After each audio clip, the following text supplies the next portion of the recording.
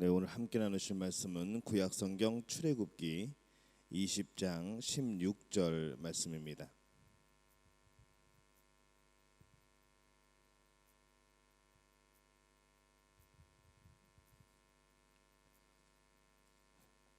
구약성경 111페이지 출애굽기 20장 16절 말씀. 지지난주와 지난주에 비해서는 말씀이 좀 길이가 깁니다. 출애굽기 20장 16절 말씀입니다. 우리 한 목소리로 함께 봉독합니다. 내 이웃에 대하여 거짓 증거하지 말라. 아멘. 할렐루야. 하나님의 은혜가 오늘 또 수요 예배에 또 함께한 여러분에게 그 은혜와 또 그 복이 넘쳐나게 되시기를 예수님의 이름으로 축원합니다. 오늘 우리가 제9계명 이웃에 대하여 거짓 증거하지 말라라는 오늘 말씀을 함께 나눕니다.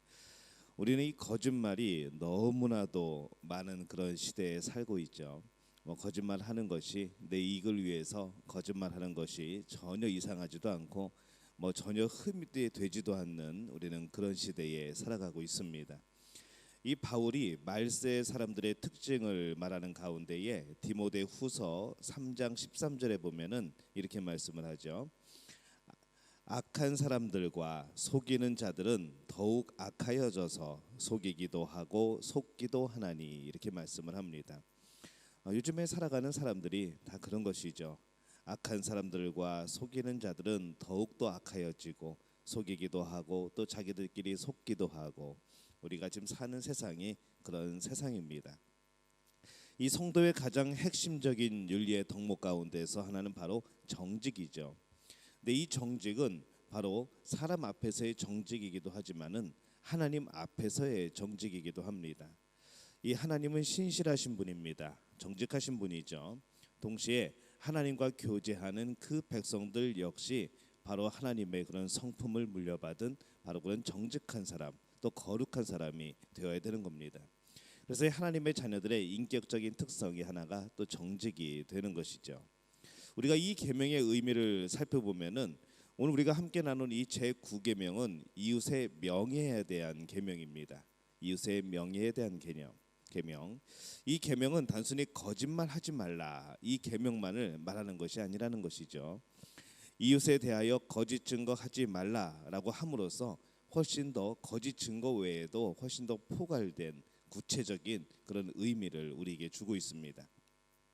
이 구약 시대 사람들이 재판을 할 때에는 요즘처럼 과학수사대가 등장을 하여서 지문을 검식한다던가 유전자를 감식한다던가 이런 방법이 없었습니다. 지금 그 요즘의 일이고 구약 시대 때는 전혀 그런 방법이 없고 이 어떻게 하면 그 사건의 그런 실마리를 찾아갈 것인가, 사건의 전후간의 그런 결과를 알게 된 것인가 하게 될 때에 증인이 참 중요한 역할을 했습니다. 그래서 이 증인의 증거가 아주 결정적인 역할이 되는 것이죠. 그래서 하나님께서는 이 사람의 죄를 정하는 문제에 있어서 이러한 규칙을 주십니다. 신명기 19장 15절 말씀에 보면은 사람의 모든 악에 관하여 또한 모든 죄에 관하여는 한 증인으로만 정할 것이 아니요 두 증인의 입으로나 또는 세 증인의 입으로 그 사건을 확정할 것이며 이렇게 되어 있습니다. 한 명이 증언했다고 끝나는 것이 아니라 이 똑같은 증언을 두 사람 혹은 세 사람이 하여야지 그 증언이 이제 약간 신뢰가 있구나라고 그렇게 판단하라는 겁니다. 이것이 이제 우리 신약에 가면은 이제 재밌는 상황이 벌어집니다. 예수님이 어떤 말씀을 하셨을 때에 이 비유의 말씀을 하는데 보통 한 가지에 대해서 두 가지 혹은 세 가지의 비유의 말씀을 하시는 것을 볼 수가 있죠. 왜 그럴까 가만히 생각을 해보니까 바로 이러한 영향입니다. 어떤 일에 대해서 어떤 예를 들어서 그 두 가지의 예가 똑같은 결론이 나온다고 한다면은 그 논제는 어느 정도 일리가 있구나, 어느 정도 타당성이 있구나라고 사람들이 인정을 하게 되는 것이죠.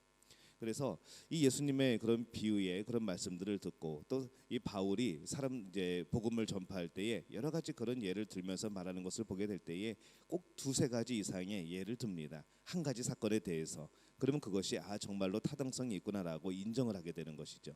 그렇기 때문에 성경에 보면은 비슷한 그런 예화들이 많이 나오고 비유들이 많이 나오는 이유가 바로 그들의 그런 논증하는 방법이기 때문에 그렇습니다. 이 말씀이 의미하는 것은 두 사람 이상이 비슷한 증언을 하면은 그 사건을 사실로 여기고 증인이 한 명밖에 없으면은 그 판결을 명확하게 할 수 없기 때문에 죄를 확정지을 수 없다고 하는 것이죠. 그래서 이 증인의 증거는 참 중요합니다. 한 사람의 인격이나 생명 또 그 사람의 명예를 결정하는 아주 중요한 그런 역할을 하게 되는 것이죠. 이 하나님께서 이러한 규칙을 주신 것은 한 사람의 인격이나 명예를 얼마나 중요하게 여기시는가, 우리가 이것을 또 엿볼 수 있는 바로 그러한 대목이기도 합니다. 그러면 이 거짓말하는 것이 다 죄를 짓는 것인가라고 하게 될 때에 물론 예외적인 부분들은 있습니다. 이 성경은 하나님을 섬기기 위한 거짓말을 제외하고는 모든 종류의 거짓말은 다 거짓말이라 이렇게 말씀을 합니다. 하나님을 섬기기 위한 거짓말은 성경에 몇 가지 사례가 나옵니다. 그 대표적인 경우로 이스라엘의 정탐꾼을 숨겨준 라합의 거짓말이죠. 이 히브리서의 저자는 라합이 정탐꾼을 숨겨주기 위하여서 행한 거짓말을 죄로 간주하지 않습니다. 믿음의 행동으로 표현을 하고 있죠. 그리고 히브리 산파들도 마찬가지입니다. 출애굽기 1장 18절에서 20절에 어간에 보면은 이 모세가 출생할 당시에 이 애굽의 바로는 히브리의 산파들에게 이스라엘의 어머니들이 아기를 낳을 때 그 아이가 남자 아이면은 죽이고 여자 아이면은 살려두라고 그렇게 말을 합니다. 하지만 이 히브리 산파들이 하나님을 두려워하여서 이 바로에게 거짓말을 하죠. 많이 살려주죠. 그리고 이러한 산파들의 행동을 보고서 하나님께서 그들에게 은혜를 베푸셨다라고 말씀을 하고 있습니다.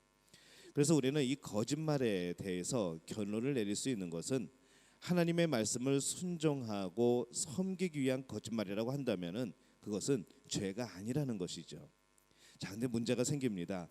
하지만 이 역시 이 문제 또한 참 신중하게 되죠. 무엇이 정말 하나님을 위한 것이고 무엇이 하나님을 위한 것이 아니게 되는가라고 하게 될 때에 그 상황이 참 많이 다르기 때문에 그렇습니다. 왜냐하면 이 선의의 거짓말이라는 이름으로 악용하는 사례들이 또 많이 나타나기 때문인 것이죠. 사실 타락한 많은 사람들은 하나님을 섬기고 또 그 말씀을 순종하기 위한 그런 거짓말보다는 난처하고 이 곤란한 입장에서 벗어나기 위하여서 꼭 선의의 거짓말을 하는 것처럼 그렇게 이해하고 그렇게 오해하는 그런 경향들이 있는 겁니다. 이 성경에서 죄가 되지 않는 거짓말의 한계는 무엇인가 하면은 하나님의 계명을 지키고 하나님의 말씀을 지키고 하나님을 섬기기 위한 것, 그리고 이 사람의 생명을 살리는 일, 거기에 국한되는 것이죠. 이 계명이 왜 중요할까 우리가 생각을 해보면은 가장 우선적으로 이 거짓 증거나 거짓말로 인하여서 이 사람의 생명과 재산에 결정적으로 피해를 입게 되는 일이 발생하기 때문에 그렇습니다. 그래서 이 정직한 사람은 자신의 이익과 그런 위치가 위협을 받는다고 할지라도 이 본질적으로 옳다고 믿는 것은 그대로 표현하는, 그대로 행동하는 사람이 바로 정직한 사람이 되어지는 것이죠. 한 사람의 거짓이나 이 중상모략으로 인하여서 이웃의 생명이나 또 이 재산에 손상을 입히게 된다면은 이 계명이 다시 한번 얼마나 중요한지를 깨닫게 되는 겁니다. 이 계명의 중요성을 말할 때에 또 잊어서는 안 될 그런 문제가 하나 있습니다. 그것은 바로 이 거짓말이 국가 공동체나 때로는 교회 공동체, 때로는 가족 공동체를 파괴한다는 것이죠. 우리가 보통 살아갈 때에 무엇으로 살아가는가라고 말할 때에 우리는 사랑으로 살아가죠. 근데 우리 안에 있어야 되는 것이 무엇인가 하면은 바로 신뢰라는 겁니다. 우리 안에 있는 이 신뢰는 사실 굳건하거나 완벽하지 못합니다. 사랑 안에서의 신뢰가 되어지는 것이죠. 근데 이 국가 간에, 국가와 국민 간에, 또 교회 공동체 안에서, 또 가족 사이에 이 신뢰가 깨지면은, 이 사랑으로 인한 신뢰가 깨져 버리면은 그 공동체는 결국 온전히 유지될 수가 없습니다.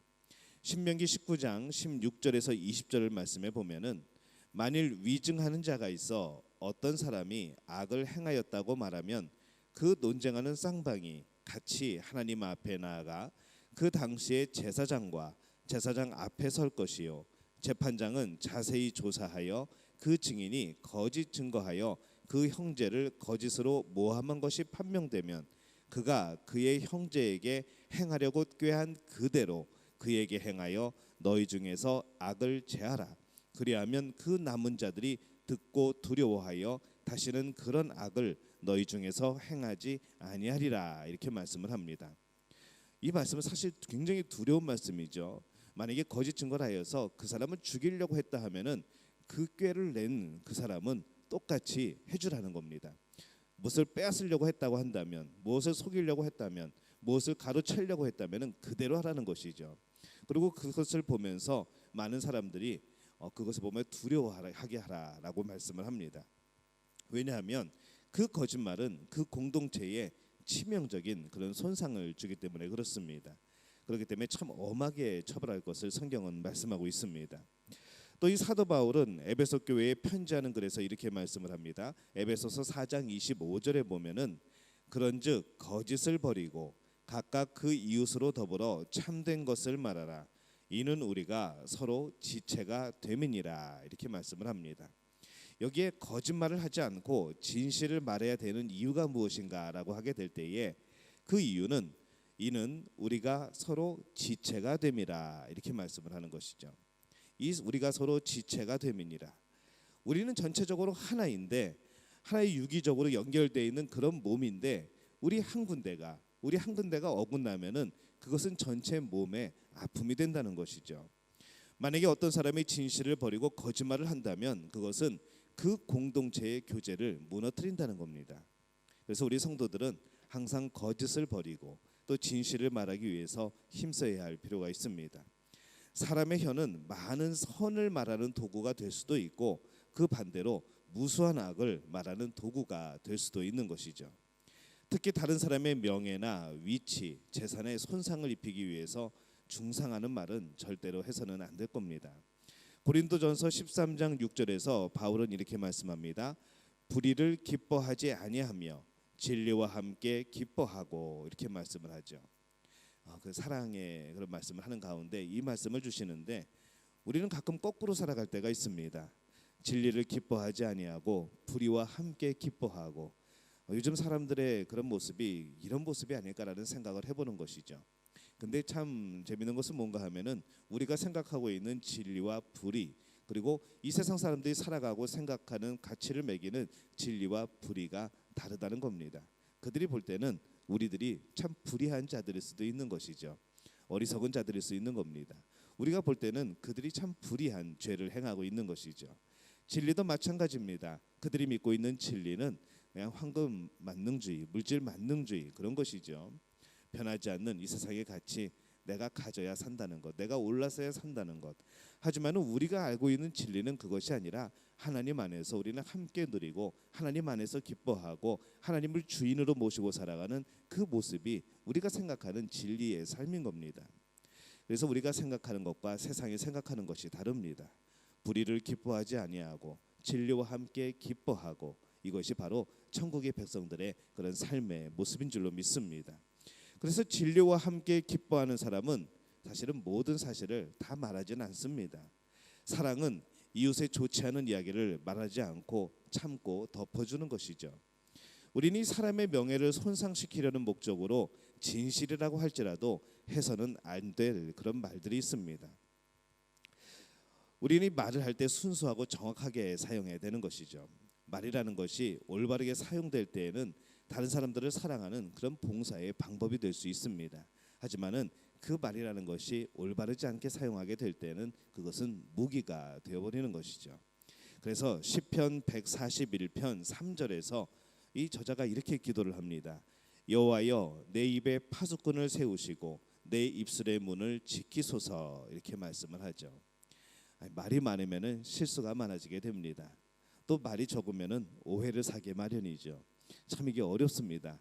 얼마만큼 말을 하고 어떤 말을 해야 되고 또 어떤 지혜로운 말을 해야 되는가, 어떤 말이 이 상대방에게 힘이 되고 위로가 되어줄 수 있을 것인가. 우리가 이렇게 생각하고 우리의 하루를 돌이켜보고 우리의 말하는 것들을 지켜보게 되면은 정말로 이 말씀이 필요한 것이죠. 내 입에 파수꾼이 필요한 것이죠. 내가 제어가 안 되기 때문에 나를 지켜주는 파수꾼이 필요한 겁니다. 내 입술의 문을 지키는 그 파수꾼이 있어야 되는 것이죠. 여러분, 누가 그것을 도와줄 수 있을까요? 상대방이 사람끼리 도와주게 되면은 싸움 납니다. 우리가 우리를 도울 수 있는 분은 바로 성령님밖에 없는 것이죠. 그래서 우리가 이제 제가 하는 방법인데, 그럼에도 불구하고 참 많은 실수가 있지만은 저는 누군가를 만나기 전에, 신방 가기 전에 항상 마음속으로 기도하고 갑니다. 어떤 기도인가 하면은, 하나님, 그 가정에 가서 그 가정이 은혜 받을 수 있는, 하나님의 뜻이 이루어질 수 있는, 하나님의 뜻을 전달할 수 있는 말을 하게 달라고 저는 잠시 기도하고 갑니다. 여러분도 한번 그렇게 해보시지 않겠습니까? 누군가를 만나기 전에, 누군가 어떤 대화를 하기 전에 잠시 기도하는 것, 성령께서 내 입술을 주장해 달라고 하는 것. 그래서 그것이 정말로 상처가 되지 않고 오해가 되지 않고 정말 마음 그대로 전해질 수 있도록 해달라고 하는 그런 기도가 참 필요한 그런 우리는 시대에 살고 있다고 생각이 듭니다. 또 우리 믿음의 가족들이 그랬으면 좋겠습니다. 무조건 말을 많이 하는 것보다 한 번 더 생각하고 말하는 것. 또 그렇게 하게 될 때에 우리 서로가 세워지고 서로가 평화로워지고 또 하나님을 찬양하게 되는 그런 아름다운 일이 펼쳐지게 될 줄로 믿습니다. 우리가 기도하게 될 때에 하나님의 사랑을 깨닫게 되고 그 사랑이 우리의 삶을 바꿔주시는 것을 알게 되는 것이죠. 도무지 사랑할 수 없는 사람조차도 사랑할 수 있는 힘을 주시는 것, 바로 이것이 하나님이 우리에게 주시는 그런 사랑의 마음입니다. 그 마음을 가지고 우리는 서로를 대하는 겁니다. 그래서 다른 사람을 위하여 칭찬하는 좋은 말을 할 수가 있는 것이죠. 그냥 농담처럼 저희 친구들끼리 하는 이야기가 있습니다. 그리스도인은 빈말을 잘해야 된다고 그렇게 우리는 농담을 합니다. 정말로 농담처럼 말하지만은 그렇다는 생각이 드는 것이죠. 칭찬해주고 뭐 어떤 책에 보니까 칭찬은 고래도 춤추게 한다는 뭐 그런 책이 있는데, 칭찬이 그런 것이죠. 칭찬하는데 인상 쓸 사람 없습니다. 칭찬하는데 기분 나빠할 사람 없습니다. 그래서 항상 좋은 면들을, 상대방의 좋은 면들을 발견하고 그것을 찾아내고 또 그것에 대해서 좋은 칭찬을 해주고, 우리가 그렇게 서로를 세워주는 그런 말을 하게 될 때에 우리 공동체가 더욱더 건강해지지 않겠습니까? 하나님의 나라가 더욱더 아름다워지지 않겠습니까? 우린 이 땅에서 그것을 연습한다고 생각하시면 됩니다. 어쩌면 천국에 가면은 전부 다 이 칭찬의 말, 좋은 말들만 써야 될 겁니다. 근데 우리가 이 땅에서 연습하지 못하면 참 고생하겠죠. 그래서 지금부터 우리가 천국의 삶을 경험하시기를 바랍니다. 우리 모두가 하나님을 위하여서, 또 우리 공동체를 위하여서, 또 그리고 내 자신을 위하여서, 우리의 이웃을 위하여 말함에 있어서 신중을 기하는 그런 믿음의 공동체가 되어지시기를 바랍니다. 내 이웃에게 거짓 증거하지 말라. 이것은 그냥 어떤 사건에 대한 계명이기보다는 우리의 마음가짐에 대한 그런 계명인 것이죠. 우리가 이 말씀을 기억하고 또 이 계명에 순종하며 살아가게 될 때에 우리 공동체가, 이 사회가 더욱더 아름답게 되어질 줄로 믿습니다. 오늘 이 변화가 바로 우리 자신부터 시작되게 되시기를 예수님의 이름으로 축원합니다.